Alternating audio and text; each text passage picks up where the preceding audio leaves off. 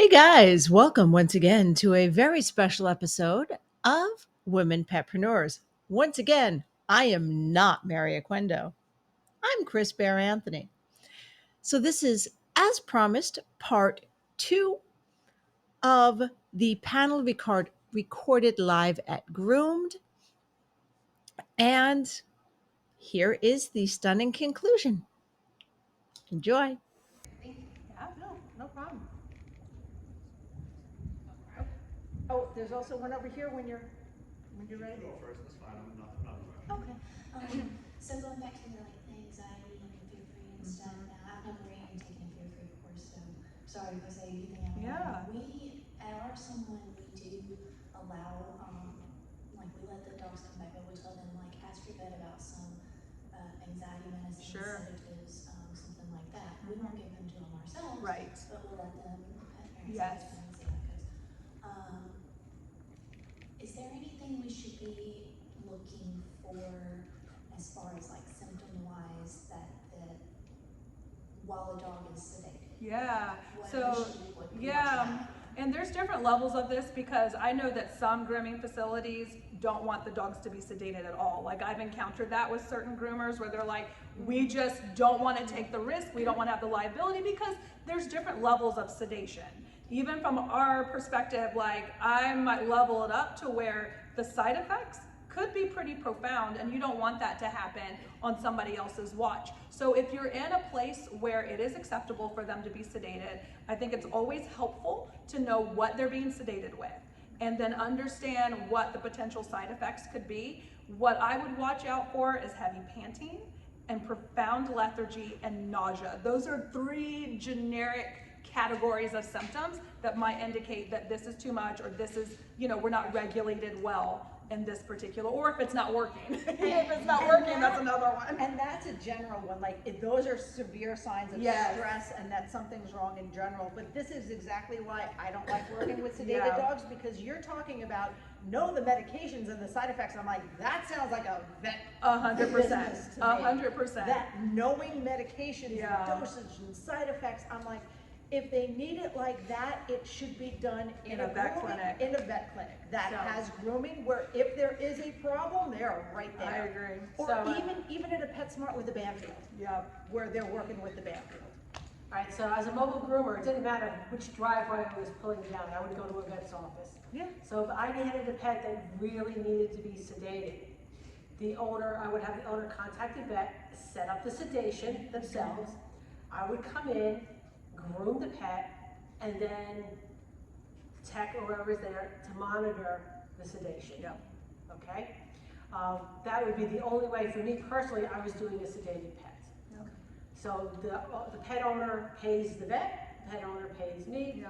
and there's no other middleman. So I didn't pay the vet. Yeah. It was Right. totally set up by the owner. And then there's two levels too, because I think when we're talking about behavioral modification or behavioral enhancement opportunities, there's sedation, but then there's also anti-anxiety. Yeah, we do more anti. Okay, Yeah, so yeah, that I know is, that trazodone is yeah, that's more of like, strong, so I think that's why it's yeah, trazodone is fairly benign unless you give too much of it, right? So I think with the anxiety component, these are medications that often pets are already on and living their day-to-day life with, and maybe you're just making sure the pet parent's giving the dose before they head in. If you feel comfortable with that, that's fine. But I agree, from a sedated standpoint, you don't want to touch that with a 10-foot pole. Yeah. And even still, I still did not want to do pets on any kind of anxiety medication. But it's my business. Yeah. You know what? Guess what? I get to set the rules for my business. I do not have to do anything I don't want. And when we finally get around to anal glands, they're lucky. Which I'm so surprised you guys haven't asked about this yet. That's going to be the same thing. This is my business. I had literally over the 20 plus years I was grooming, lost one client because I wouldn't do anal glands. Yeah. I was glad to get rid of them too. So. Can you repeat the three symptoms? Yeah, so I would say panting, profound lethargy, and nausea. You're welcome. Go grab the mic. Or you can project. I don't like my voice in the mic. I was actually gonna ask what your take on the groomer doing the anal gland is, Yes. because my wife and I slowly started putting things together, and we had to come to an agreement where the anal gland is internal and that is on the vet. Yep. We work on external and trainers Yeah. work on incline. Yes. So we were wondering if maybe, well, the thing about the anal gland is that if it's expressed naturally after we just groom the dog, Yeah. the customer is going to call us and be like, why does Stinky. my dog Yes. smell so bad? Yes. So we want to prevent that. Yeah. But then there's dogs that we go and groom weekly, monthly, and Yep. we do that. And we know that the more, or correct me if I'm wrong, the more you do the anal gland, the more it gets fuller, correct? Not necessarily. There's a lot to unpack with anal glands because of what can be causing it. Different types of breeds, allergies, are a big component to anal gland disease and the continued anal gland expression. So there's a lot to unpack with that. But what I will tell you about anal glands in general, just historically, I have always recommended, my clients to have their anal glands, or not theirs, but their pets, anal glands expressed at the groomer, right? Because it seems like a natural thing to do. You're bathing, you're taking care of the aesthetics, the hygiene component. So if you're comfortable with expressing anal glands from a groomer's perspective, I think that's great. I think that you should do it. Now, I discovered a little bit later on in my career that exactly what you mentioned, that groomers are expressing externally versus internally. And so what would happen is then I would have these pets that would come in, and I am now discovering impacted anal glands, and they're like, well, she was just at the groomer and they just expressed the anal glands. How can this happen? And so just through conversations, realize that if we're doing external expression, sometimes that's not completely emptying those sacs. So let me ask you guys this question. How many of you guys do express internally? Oh, not internally. Two, okay. How do you feel, like, are you comfortable with it? We work in a vet hospital. Yeah, because okay. we're taught by the vet. So here's my thing, guys. I would encourage everybody to learn how to express internally because it's the rectum and you have to do a lot to mess the rectum up. We're not talking about a horse here, I'm sorry. This is getting really uncomfortable. So I would say, like, should we teach an anal gland class? Because I would be happy to do that. Okay, here, hold on a second. So when my clients would ask me to express the glands, this is what I told them. I'm sticking my fingers up your dog's butt. And it's so easy. Okay? When my own dog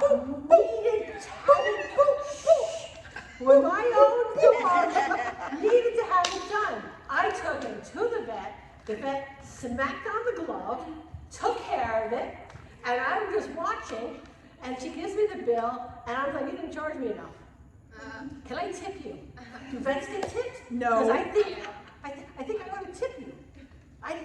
What she charged me was not enough. Guys, it's a gland. It is Stick a my gland. finger. I'm sorry.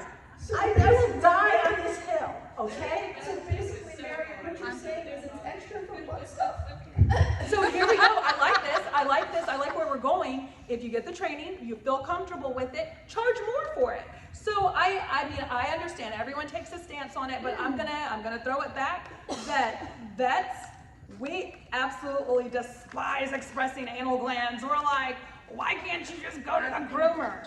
Well, what do you want us to do? Veterinarian can do it. What? Not in my hood. I'm like, can somebody else express these anal glands? Okay. Oh my Now goodness. see, that may be a state issue. It may be a Because state It may be a issue. state issue because that is technically manipulating something inside of the dog. I'm trying so hard to be professional, and if y'all are listening to the Traveling Groomers podcast, you have a notion of what's not coming out of my mouth right now. You want me to drink, Mary, for this? I feel like I'm gonna teach an anal gland class. Would you guys come to it? Yes, I would. Okay, because I feel like I was expressing anal glands before I went to vet school as a vet assistant. Before I even knew anything about anatomy, I was. Can we put your stuff in the title? Can you teach that class virtually, or it has to be in person? You know, I could do it either way. All right, then we talk. Will it be a live demo? I will ask my dog if he's okay with that. Did you have a follow-up with the anal glands? Yeah, but I lost it. It's just too much anal gland. I'm sorry. And No, so, don't be sorry. I'm not grossed out. It's just you hear the word so many No, times. I mean, to be clear, I'm not grossed out, I'm just trying to keep things PG and professional, okay? yeah. I agree. Also the ear plugging. Okay, That's hold the on a second second. part of that. Where's the mic? Are you finished with the mic? I've been done. Okay. So, someone needs the mic over here. And then we'll get it over here, okay? Because I know like the ear plugging was the second part of his Yes. question. Oh, okay, we will get to it. Okay, I got a question. To pluck. Okay, there you go. What do you guys think? I want to hear, what have y'all been told? It just depends. Case by case basis. Yes. Okay. And Yeah. A little hair is healthy. We Yes. have one pet that actually bites so hard, we have a medic staff do it, and medics still get Okay. it done, and the client just freaked out on us. Okay. And like, literally, I was like, okay, do you want to try sedative so we can actually get done? They're like, I'm not interested in that. And I was like, well, then. I'm going to wrap this up with a bow with ear plucking. I love the case by case perspective, right? But I feel like when you are going in and ripping hair out of a canal that you don't have visualization of, I would just leave it. I would just leave it. Here is my caveat to that. If it is a scenario where you're like, okay, it's impending on that pet's comfort, or maybe this pet has had chronic ear infections, then you can work with your veterinarian to discuss a best practice for that. But for me, ear plucking, I would want you guys to cover your arses with this, because if you pluck too aggressively, there could be some internal damage done. And see, here is where my follow-up question comes in regarding this, and I'm glad you said talk to the vet, because to me, if there's chronic ear issues, Yeah. and I pluck hair, even if I don't do it aggressively, Yeah. there's going to be open follicles Yep. and places for the bacteria Yep. to go. Yep. So 100% talk to the vet. Say, is there something Yeah. specifically I should be flushing out with before Yes. or after, or what you recommend for this dog Yeah. for this time? And ears are, I'm sorry, go ahead. What I have found for dogs like golden retrievers who swim, who have the hairy ears, instead of plucking hair out of their ears, I would just shave the inside flap of the ear. I like that. I like that better. I've seen Goldens going from chronic ear infections to zero ear infections because I shaved the inside of the ear flap so there was airflow. Yeah. Cavaliers. Yep. Cavaliers would be one. Yes. Cavaliers, Yes, 100%. that's a good one. Poodles are another one. Yeah. I've heard that like airflow helps. Is that like actually? That's what we're doing. When I'm shaving the inside, what happens is Goldens swim is what they do. I've done Goldens in lake communities where literally I have groomed the dog, they have put him in the house, the owner lets him out of the house, they go down to the lake. Yep. I just groomed your dog. Yeah. But their ears are consistently wet, okay? And that there's no air gets into the ear canal because of it. And so other times it's not even that it's wet, it's just so much air there. And Springer Spaniels are another one. Yeah. And if you think about, like, it's your Cavalier ear, if you think about how the inside flap of that looks, it's not so much the hair in the ear canal, it's all the hair on the ear that's covering it, that's not allowing the air circulation and not letting the ear get dry. I would say 90% of my chronic otitis externas, which is just a fancy way of saying ear infections, 90% of them I manage without having to pluck the hair from within the canal. I think for a lot of our pet parents, it's an aesthetic thing for them, and it's not actually serving a true purpose. So, Hemostat or no hemostat? Because I crank it out. yeah. You do the to keep it twist up. and pull. Listen, I don't strip the ear. Yes. We're very careful. Right. But I've had 2 vets in town say, use a hemostat. Yeah. Because if you're pulling, you're Yeah. not getting it all anyway. So hemostats are going to make it at least a little bit more accurate, right? Because you can, if you guys aren't familiar what a hemostat is, it's a curved, tool that can fit into the canal. If you've done it for years and you feel comfortable with it, and you haven't had any challenges, then of course you have to go with where your comfort But we level is. also clean it out. Yes. We clean the ear Yes. as well. We don't just pull After dirty. we pluck it. Like Yes, we have after it's plucked, we Yeah. put the polymer. I will just say that there have been some scenarios, because unless you have an otoscope, one of those things that you're looking down in that ear canal to make sure that there's not any tiny little pulls or lesions, then just be very, very careful. Just be very careful. And with some it. have, some of them you Yeah. can see where it's skinned. Some of them. Exactly. And just because you can see it, remember their ear canal is not like ours. Ours are, theirs are, so most of it you can't see. You can't see without that. Gosh. Okay, so I had an ear infection question. Uh-oh, yes, this is a good one. Because this one kills me, and this deals with water in the ears. Yeah. The way my brain works, Yeah. and if I'm wrong, tell me, explain it to me so I can Okay. understand it. Yeah.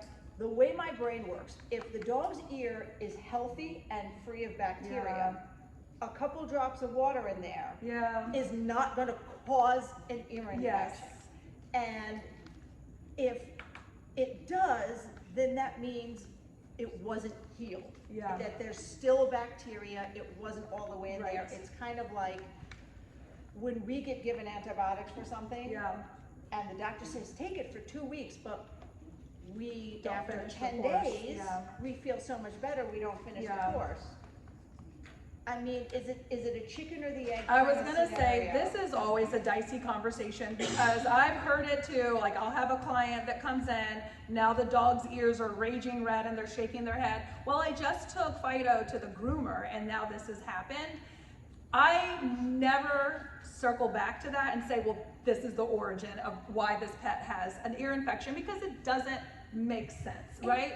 So, of course, you don't wanna put a bunch of water in the ear canal.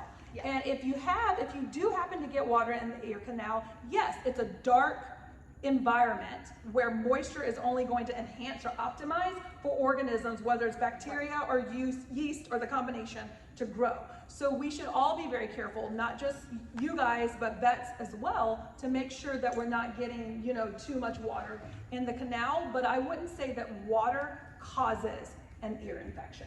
Because we have been told that to our faces as groomers. And I'm like, well, doesn't bacteria cause infections? And we've been told. There's a little bit of a relationship, because it's the living organism. Hi. Where there's bacteria and where there's fungus, where there's a mixed population of the two. Yes. But the environment can sometimes make it more favorable for those invaders to grow. So I would still say that there is a connection with moisture. There is a connection. So, I don't want you guys to go and say, oh, we can just spray the ears and everything's gonna be fine because Dr. Callie Harris said it's okay. But what I'm telling you is that there is a connection between living organisms that are gonna grow in the canal and promoting a more favorable environment. So we just need to be very careful. I didn't know if somebody else was. No, grab the mic. So how do we, like, say we have, because I have several very old school vets that disagree with the current research on anal glands and ear plucking. Okay. Tell me specifically, what are they disagreeing? Groomers should pluck ears clean, thoroughly, and express anal glands at every appointment. Okay. I used to work for one like that. And I did it while I was there because she was the boss. Yeah. Did you do it internally or externally? I did it externally. I absolutely refused to do it internally. I'm like, right there. it's not where are because my of the gross gloves? thing. It's not because of the gross thing. It's because I was not allowed to give an intramuscular shot of anisetin on a sedated pet. Yeah. I was not going to do an invasive medical procedure that, if I did it wrong, could have extreme reactions. Yeah. They're very. Then If I had I know you weren't asking me, sorry. Dr. No, Bennett. well, no, please. What I would do is write up a very specific waiver and say, have the vet sign it. I vet's name, direct groomer business name to plug the ears clean and externally express the anal, spell out in there, externally express the anal glands every visit, and date it and have them redo it every year. Because here's at the end of the day, if you were to poll like 10 groomers, 10 veterinarians, we're all gonna have a different approach to this. And so it really is gonna come back to the power that you guys should all feel in your individual seats, on your comfort zone, your comfort level, your education with this information. If you feel like you're uncomfortable with that and that is still like, you gotta do this, I love that. CYA, cover it guys, cover it, because you don't want it to come back and bite you, right? And 1 in 10 clients might look at that and go, why is the groomer CYA so hard? Yeah. Is there going to be an issue here? When I had a client bring me a bottle of Selsun Blue because the vet said so, okay? I'm like, okay, you have your vet smack a prescription label on this bottle. That's right, And I'll use it, okay? Without a prescription label, I'm not using it. The next time they came, there was a prescription label on it. We do listen. I'm like, okay. I am still standing firm though with the anal gland conversation. I just want us to get, No, she just doesn't want to do it. I don't. We've had this conversation and I want to teach it, because if I was doing it at the age of 18 without any experience, I know you experts, if you want to, can express anal glands. Now, if you don't want to, I get it. I understand. Don't stick It's your not. It's not about the grossness. I'm. Yeah. Oh, no, it's I total gotta. grossness for me. Listen, I don't care about I that. hope the WPA forgives me, and if any of y'all are offended, tell me to my face and you'll get a personalized apology, but I've been grooming for over 20 years. I am a married woman of 50. I'm not starting butt stuff now. Well, I heard that. I love it. I mean, I'll take your class. Yes, I'm But I don't know teaching if I'm it. starting. I won't even charge you guys for it. Okay, I know we talked a lot about butts. It's a major issue. It is a major, it is. Listen, 3/4 of these questions Yes. are all about anal. Yes. Okay? Ear plugging and anal glands Yeah. is over half of that. Okay, whoever wants to grab the mic. Whoever Right, gets- right, Has right. anybody else been told that that's like illegal? Like that's what I was always told. It's considered practicing vet med, and you're not supposed to do that. Might depend on your state. Okay. But here's the thing. And the liability is the only thing that I've been. What I would say in the state, when I was in Connecticut, in the state of Connecticut, unfortunately, I can't do it either. They're not gonna look it up, even if it was. Yeah. Okay? Who are they gonna call? Ghostbusters. Yes. Now, I will say, before we move on, horses, like large animals, it is a major liability to do anything in an anal capacity. When I was in vet school, that was like our biggest fear, were rectal tears in like large animal. So I absolutely can go along with that. Well, that's what I was gonna ask, is like, how much damage could we cause? I've never caused damage, but I mean, it's like. We've had a dog. She's slowly putting it down. So here's the thing, if I have like a chalkboard, so here's the thing, like, yes, it's the rectum, yes, in a disease state, you can cause damage, but it is such a stretchy part of the body. Think about what has to come out. Think about what is coming out of it. And sometimes it is voluminous. So I'm thinking maybe for women entrepreneurs, we do have to edit this a little bit. So I would say, if you're going in there with like a sharp instrument, other than your finger, then yeah, there's an opportunity for some damage, but Show your nails. No stilettos. yeah, clip your fingernails, Groomers have stiletto nails. Don't do it internally. double Stilettos. glove. But to answer your question, like if the animal's moving, so this is what I would say, because I don't want now everybody to be like, well, I'm gonna start, internally expressing anal glands. You also have to have a willing pet for this as well. Meaning that if there's a lot of movement, then that's only going to enhance the potential for trauma to take place. And I can't say anything else. All right, shall we move it along? Come get the mic. Come get the mic. Are you going to ask about anal glands? Actually, we need to, but I've got please something else before I die.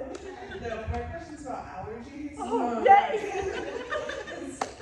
I live in the mountains, and vets, I swear they just take phone calls sometimes, because all the clients, they tell me, they're like, I called and they said this is all they can do.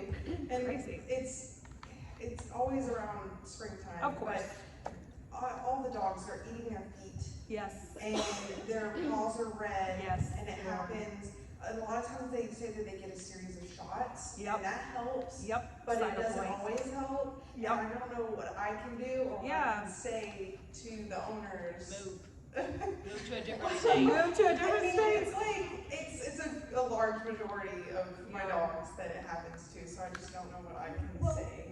The question I have for you is, since even grass, you can be Yeah. allergic to grass, from the vet perspective, would wiping the dog off, like Yeah. wiping off the paws every time they come inside help? Absolutely. And the thing about allergies, you know, what you're describing, like this chronic situation that's taking place with a huge population of our pets, there's still, again, a lot of misperception on what's causing the allergies in our pets. I think automatically people do assume that it's the food. Like, it's what they're eating, we gotta switch the food. It is a very small percentage of pets that are actually allergic to food. It doesn't feel that way. Your pet parents are gonna tell you, well, it's the chicken in the food that's causing this. More than likely, it's the environmental allergy or maybe even flea allergy dermatitis. And so I would say what you can do from the groomer's perspective, if you are seeing this pet that is chewing its paws, licking its butt, shaking its head, you know, really asking the client about, you know, when this is happening. And if it's, you know, usually happens in springtime, then this is probably environmental. And then at that point, I love all the different measures, wiping their paws, putting them on some sort of, you know, allergy medication that's gonna help subside or reduce the symptoms. And if you try to manage through the potential environmental components and they're still doing that, that's where a food trial is gonna come to play.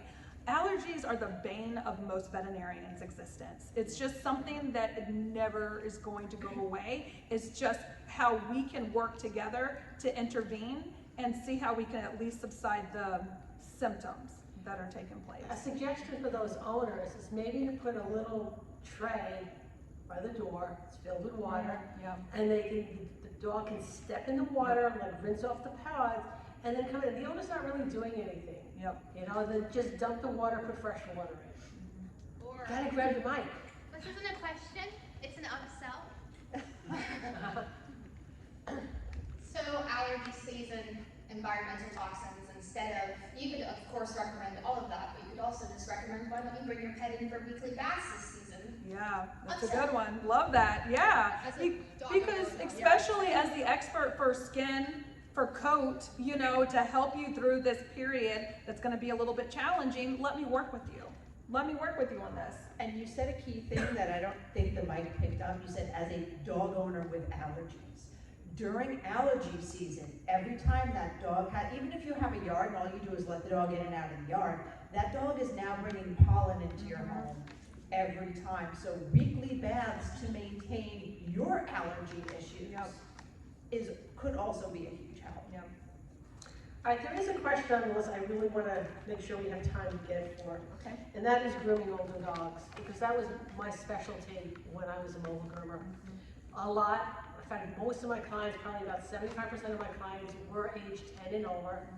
And I did a lot of one-time. This is where I got a lot of vet referrals from. They would send me the 14, 15, 16-year-old dogs because I was comfortable grooming them. Yeah. Okay?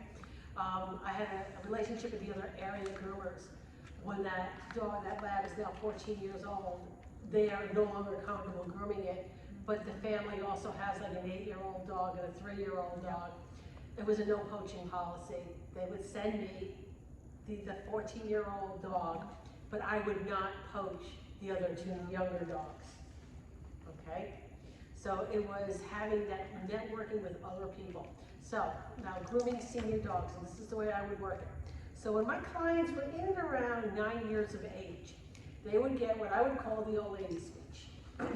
And this is before this is even an issue. The dog is young and healthy.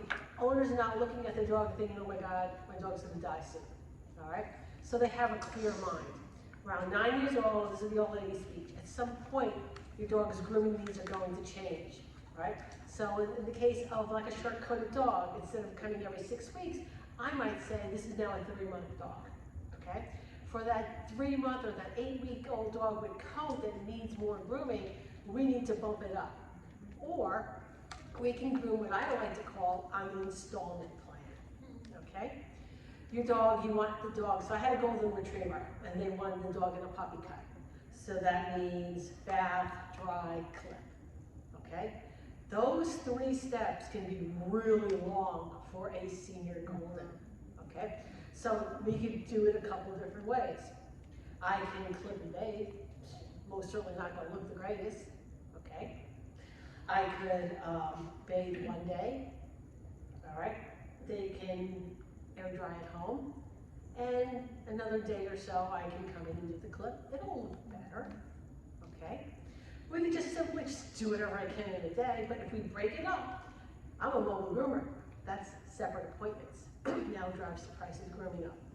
Or they can go to a shop now where the dog can get a break, okay? So you can bathe the dog in a shop, kennel dry the dog, give him a time to relax, go up and then groom the dog throughout the day, all right? So they're always giving senior pets options.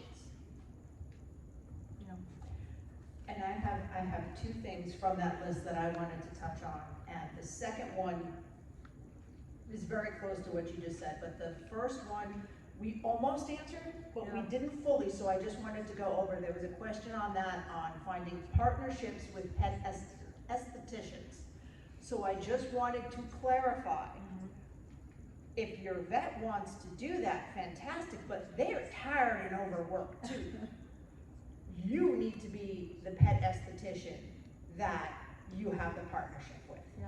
You need to go out because that marries so well with what you're already doing, what we're already doing for skin and coat. So if that's something that you want to do, that you're interested in, that enough to say, I need to have a partnership with a pet esthetician, you need to be the pet esthetician. So we talked about some of the great classes already. One other thing too, you have to be able to know when to stop grooming a senior dog or a senior cat. Yes. You have to pay attention to this pet, all right? Because they're going to tire easily, and you don't want to make this a miserable experience. And this is why we have these conversations ahead of time, so the owner is aware that at this point, we're going to make changes that is not going to be a surprise to them. Hey, remember we talked about my old lady speech we had? Yeah, well, we're coming up on it now, okay? So now it's in the back of the mind. This is how things are going to change. And that also goes for the heart failure. Yeah. That also goes, you have to watch and keep an eye and track it and know when is when. I want to say something about senior pets because this is an area that I'm very passionate about from a med perspective, because this is the thing that maybe you guys are noticing. Pets are living longer. They're living way longer than they used to 10, 15, 20 years ago. Back when I first started vet school, I would say Fido might get 12 years and then Fido's probably gonna die. Now I'm like, Fido can live to about 20. You know, dogs are just living longer because of better care that they're getting, better owner compliancy, and so it's something that even on the vet side we're experiencing and trying to reroute our approach to senior medicine.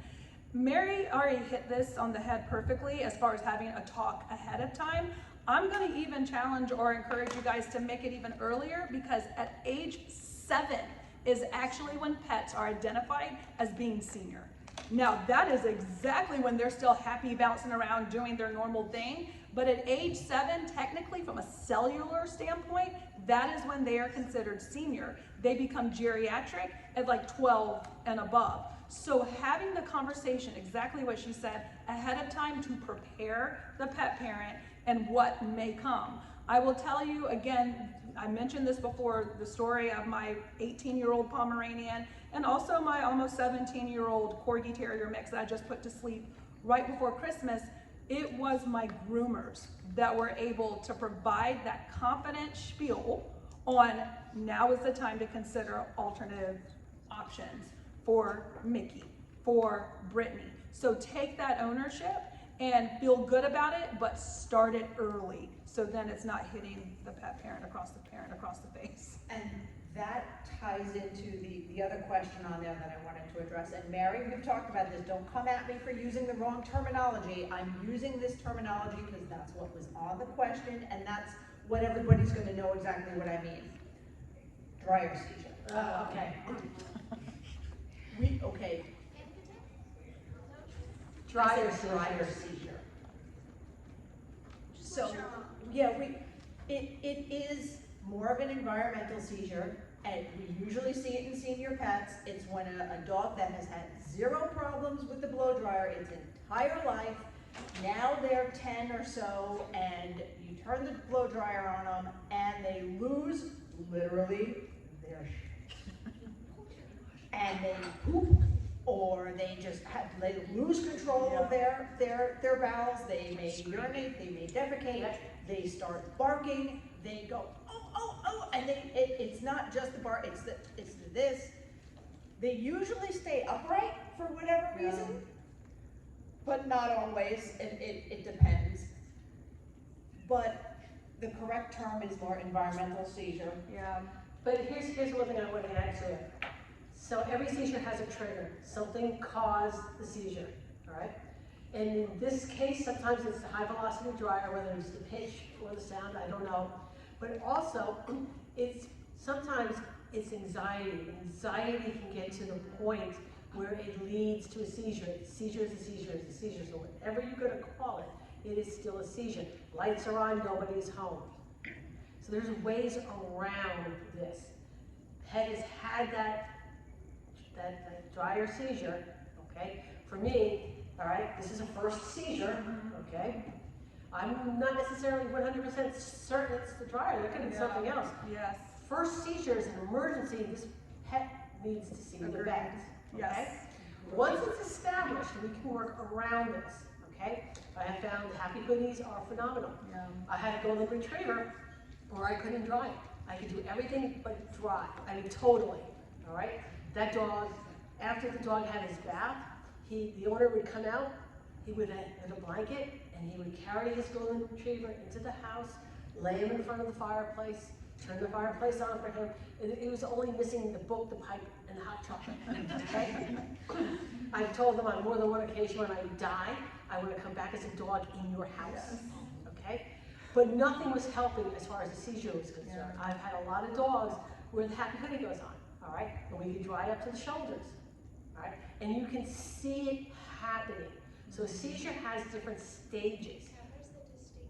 Okay, this is what I was gonna ask Dr. Howard, because we kind of know what we call it. Yeah. But tell us what distinctly makes up a seizure, what we should be looking for, so we know, is it a legit seizure, or are they just freaking out for the dryer, and how we look for it, how we identify it, and how we can communicate it to them. I also love talking about seizures because it's also a passion of mine, and my own dog Brittany, before she passed, she had what was technically a dryer seizure, or something that was stimulated while she was at the groomer. Never had a history of epilepsy, never had a seizure after that, right? So here's the challenge with seizures. A lot of times it's gonna fall under the broad category of idiopathic epilepsy, meaning I have no idea why this is happening. And so from a vet's perspective, when we have patients that we hear about having a seizure at the groomer or out the dog park or at home, we're going to treat it all the same initially. Where we want to do a deep dive into what may be causing it, we want to do a workup, blood work, x-rays, maybe seeing a neurologist if they'll walk that walk with us, but we're going to treat all seizures the same. Now let's say you make the recommendations, they go through the workup, and there's no classification of it. It's like, okay, we don't know why this is happening, so it's idiopathic, unknown origin. Here's the other challenge about seizures. You can never predict when it's going to happen again, right? And so at that point, you're having to wait to understand the frequency of it. If it's a situation where the pet only has a seizure once a year, there's a really good chance that I'm not medicating that pet. I'm not putting them on long-term anticonvulsants, right? If they are coming to the groomer and every time the dryer gets turned on, they have a seizure, I think we do have to talk about medicating that pet. And that is something that the vet has to step in for. I know you guys have a lot of great techniques to try and prevent that from happening, but I don't want you to ever get caught up in a scenario where you have these seizing patients that continue to happen and they're not on medications. And I think that's why we have to have these conversations, Yes. not just here, but with our local vets, Yeah. because we have all of these as coping mechanisms. Yep.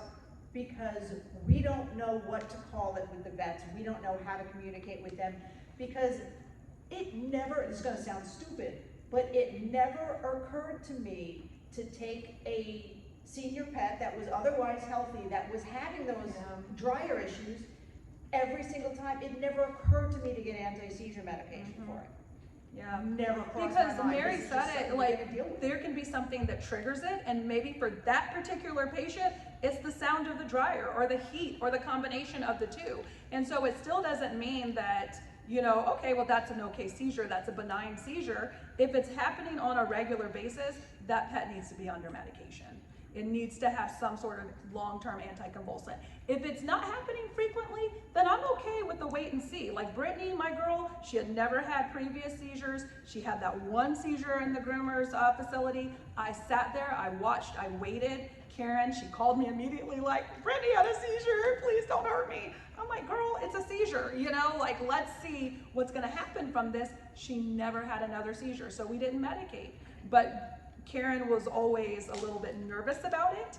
And at the end of the day, you know, she did make the recommendation, because Brittany was also older, you know, that this might be the time to not bring her into a stressful situation. So I would just say, if you guys are experiencing dryer seizures from a pet on a regular basis, that is exactly when you need to be empowered to say to the pet parent, go get this checked out by the veterinarian, make sure that they're under some medications. A lot of the hesitancy to have that conversation is we get blamed for the seizure. Right, because it happened in your house, right? It happened in your place of business. Saying loudly for the recording, the comment was, we are hesitant to have those conversations because then we get blamed for the seizure because it happened while we were grooming the dog. Don't feel nervous about that, you know, and I know that's easier said than done. A lot of times, because we go through the same thing in the vet world where things will happen in the vet practice and then clients are like, well, the vet must have done something or the vet tech must have done something. At the end of the day, what's most important? That animal. So by no means necessary am I going to ever not be an advocate for my patient or an advocate for your clients or for your pets that you're treating at the sake of worrying about what the person's gonna say to me, right? So if you're concerned at all, just call the veterinarian. I think I saw a seizure. If it's happening, I know this is gonna sound crazy because a lot of people think, what are you supposed to do when the pet is seizing? The first thing that I recommend is, number one, make sure that they're not in a situation where they can hurt themselves, so remove them off the table, make sure that they don't have... We're gonna encourage you on that. Uh-oh. Okay, not remove them off the table, lower the table, body block them. Perfect. So, but at the end of the day, you don't want them to hurt themselves. You don't want them to hurt you or bite anybody. So that's what I always recommend with pet parents. The second thing that I recommend is if it's still going on and you don't have access to stop the seizure, grab your cell phone and take a video. Yes, ma'am.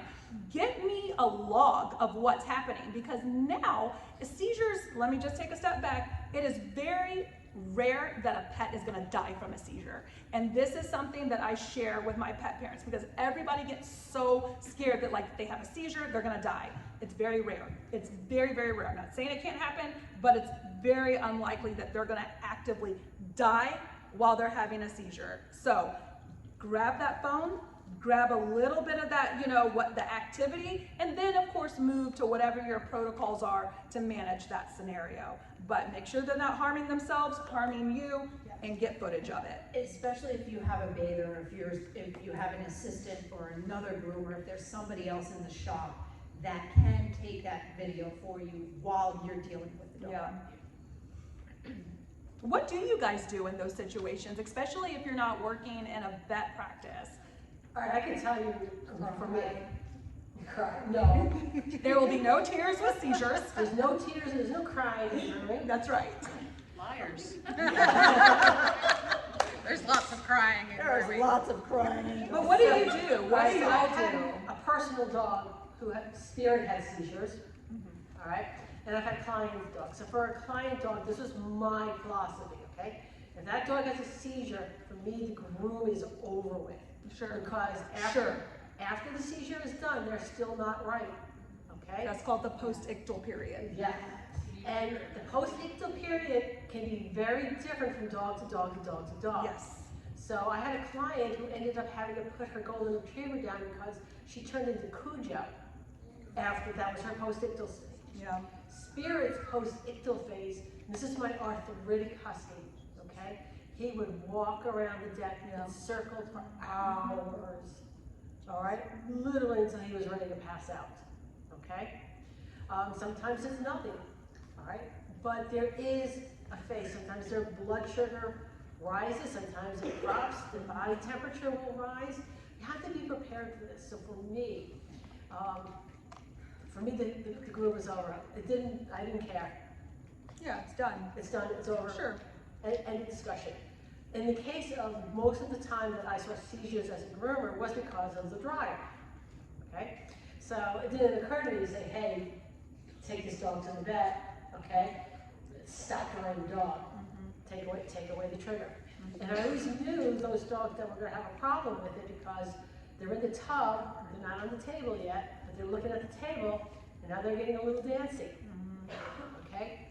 I put them up on the table, and now they're whining, okay? They're expecting that dryer. They are, and in that case, I'm thinking it's more anxiety induced. Sure. They're working their self up into a seizure, all right? When they realized that they were not getting dried anymore, it changed the whole ballgame on it. And that's a conversation we have with the owners. You know what? I can't dry your dog. It's as simple as that. Yeah. If you want your dog dried, maybe the kennel dryer will be fine. Yeah. You know, that's a shot, that's not me. But what do you guys do in the moment of the seizure? Okay, the moment of the seizure, we let them have the seizure. Stop, and then what do you do at that point? Are you calling the vet? Are you calling the pet parent? Not until the seizure's over. Okay. My hands are on that dog's back. Got it. Okay. Making sure they're not Got hurting it. themselves. Okay, that's as helpful soon- to know because every seizure is going to do something different. I mean, in the vet practice, when we have a patient that has a seizure, we're automatically looking for medications to stop it. But I recognize that you don't have access to that. And sometimes those seizures, I mean, most seizures are going to die off under 2 minutes. The ones that last for a really long time, that's when we consider that status epilepticus, and that's a completely different condition that requires immediate intervention. So if you are having these pets that are seizing and it's going beyond 2 minutes, that is actually when I would be loading them up and taking them to like a local vet clinic. That's what, I used to work at a vet clinic, that was our thing, you start counting. Yep. Just start counting, Yeah. and when you get to that point, then you know it's bad.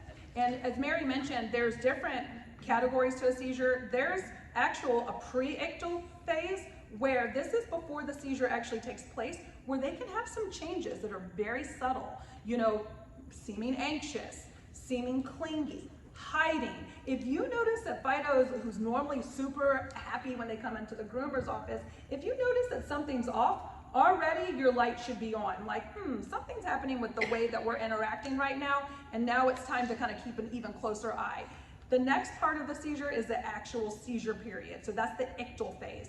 And then the post-ictal phase, as she mentioned, at the end of the seizure, that can last for hours. And so that's also still a time where if you have that pet that is no longer actively seizing, but they still seem very mentally inappropriate, you should still also be reaching out to a veterinarian because that could also indicate another seizure might be on the way. So that's how I would approach it from a medical standpoint if I were in your shoes. So we work at a day clinic, training facility, boarding facility, daycare facility, and grooming. So Everything. It's It's your one-stop shop. It's a one-stop Correct. shop. So we have a lot of clients who want to do their full annual, get all their shots updated, Yep. then go into grooming. Would you say groom first, then vaccines? Because honestly, I don't like mixing the two. Yeah, I would say that's They a, mix in with the status They stat. need to come before. Yeah, like maybe a couple of days before. I agree 100% with you. I would say that that's a big day for a pet. It is. That's a big experience. Now, if you're telling me, like, I have my happy-go-lucky pet patient that's coming in for just its distemper parvo vaccine and a fecal, it's done great for other stuff before, then sure, you can go have your, you know, have a bath, you know, go do those things. But if we're doing senior blood work, we are doing like a lot of different things throughout that vet visit, I would absolutely break it up because you don't want to like put them over the edge with that. Not to mention they're sore. You know, I've Exactly. had dogs, yelp if I'm trying to brush extremely lightly. That's such a great point. Yeah, because especially where we give vaccines, right? We give it intramuscularly. Yeah. Sometimes we give it subcutaneously, but it can be a little bit uncomfortable. And here's another thing too, with the smaller dogs, like my small dogs, I do Benadryl shots with the vaccines because, especially Speedy, he gets reactions to it. Yeah. Right? So what if a pet has a vaccine reaction? Yes. Yeah. I mean, He gets very lethargic. He's obviously not well. There's no other way to describe it. He got a shot. He's sick. And this is even with a Benadryl shot. I never do like double vaccines unless it's the vaccine that has like 4 of them in one. Yes. Yeah, well, whatever, we'll do that one. But it's still separate from like the rabies shot, you know? I had a question coattailing on the seizure stuff, emotional side versus business side too. Personally, especially with Mary's situation where you said you're done grooming after the seizure, how do you charge that? Okay, that's a good question. All right, so the question That is, is a good one. I stopped the groom because of the seizure. I'm getting the full price. Yeah. Okay, that's part of my terms and service. All right, mobile groomer, I pull down your driveway, the first hour is paid for. and that's why it's important to have service agreements in place. Because then you say, if the groom needs to be stopped for any reason, it's full price. Yeah. And one thing I will say about waivers and stuff, run by a business lawyer in your state. State laws vary from state to state, so what might be legal if you're in Alabama may not be legal in Georgia. You want to make sure your waivers are legally enforceable. Well, and to think about it too, like charging for stuff, because this is something that veterinarians, we also struggle with. Everybody thinks because we work with animals, we just have this giving heart where we don't have bills to pay and we don't, you know, need to put food on our tables, and you're in it for the love and the passion for pets, which we all are, but we still got to pay our bills too. I would say that maybe you didn't finish the groom, but you absolutely attended to that pet while he or she was having a medical emergency.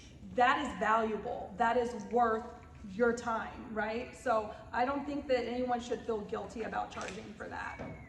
So I have it's kind of a specific question. Being that we're a one-stop shop, what would Mike.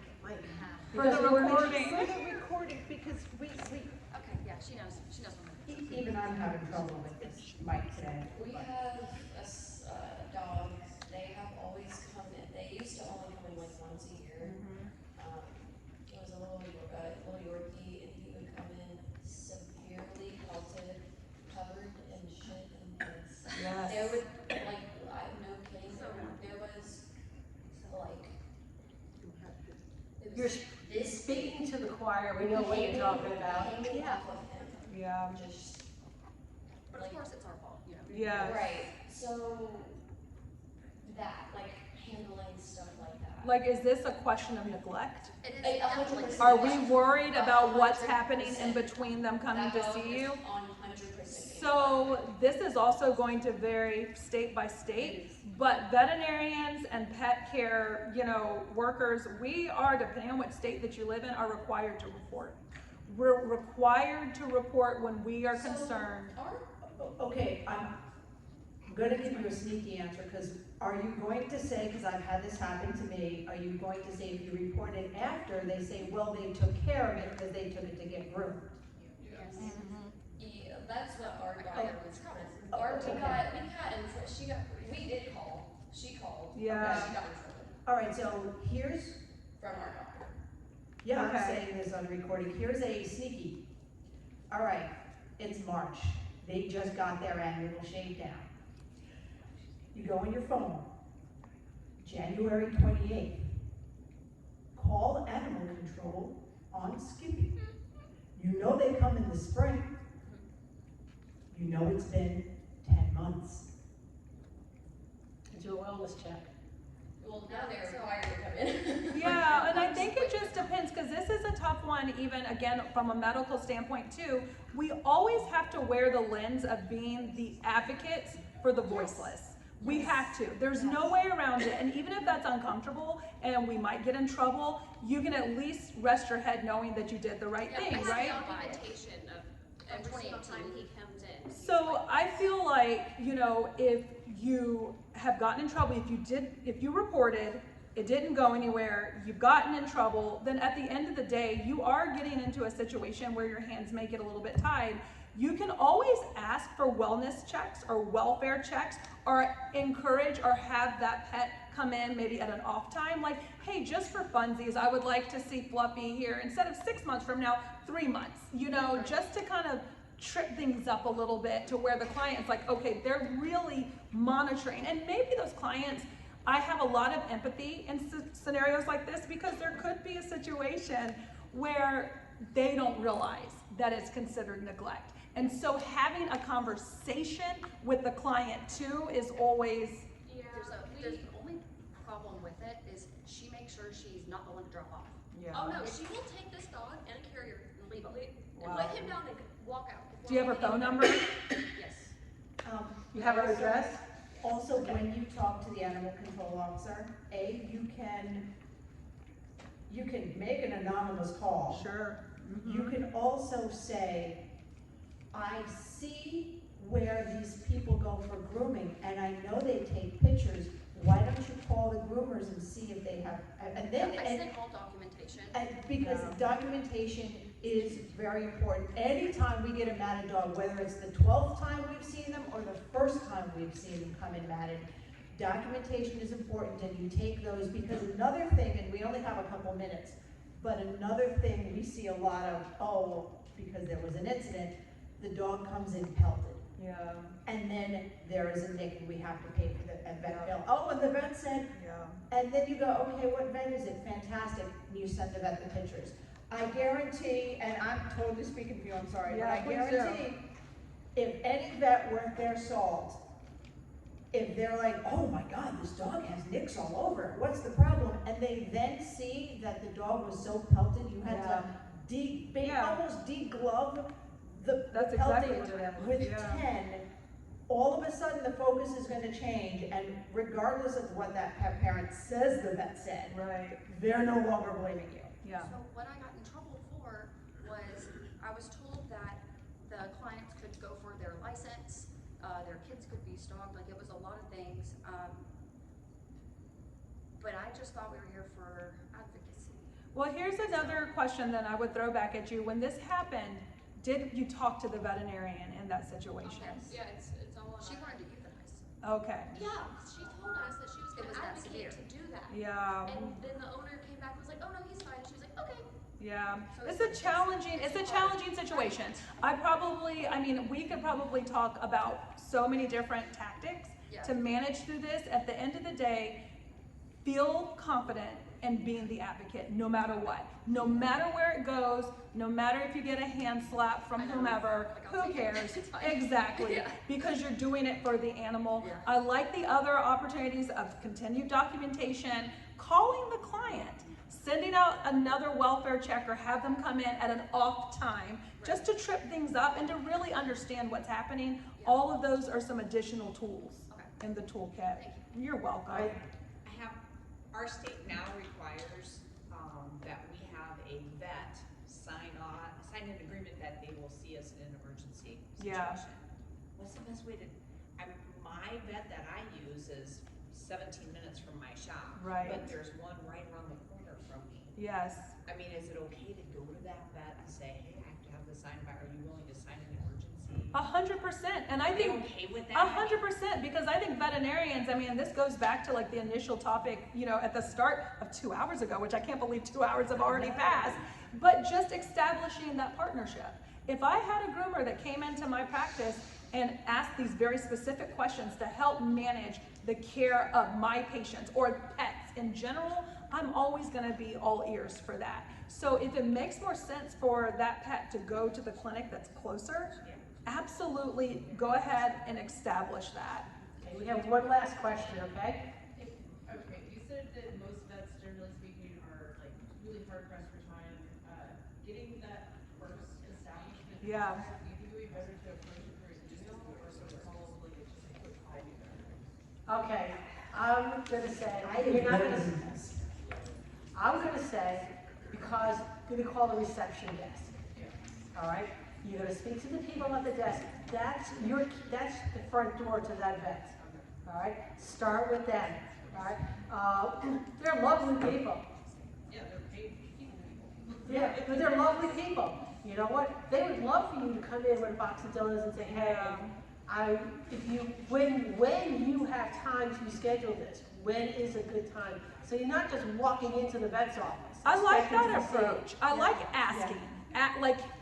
When would it be a good time for me to talk about what I can offer? Are you open to hearing from me? I'm a groomer. My name is, what's your name? Hey, I'm a great person. I'm right down the street. Would you mind talking about my services? And if they're like, I don't have time, then like, okay, fine, great. I'll check back another time. But more than likely, they're gonna be like, oh, well, now that you asked, let's see what can take place maybe an hour from now. That's when we have lunch or what have you. You know, here's another thing too. A lot of the area groomers, depending on your area, we get together for like get-togethers.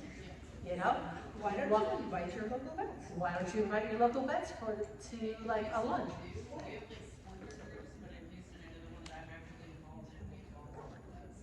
And listen, when everyone leaves, please fill out these evaluation Yes, forms and for us. I was gonna say, because it's about time to wrap up, fill out these evaluations. There are actually things that we touched on, but we didn't fully cover. So maybe say this needs to be an annual event, because. Put on their anal gland expression class with Dr. Callie. Listen, I will get her online to do a class, okay? That it is, you need consent, and cooperation is important. All right, thank you guys so much. Thank you. Oh my goodness. And there you have it. We hope you enjoyed watching and listening to this as much as we really did enjoy filming it and having these discussions. So, once again, this might be Women Petpreneurs, but I'm not Mary Oquendo. And she will be here next time. Take care, guys. Safe travels.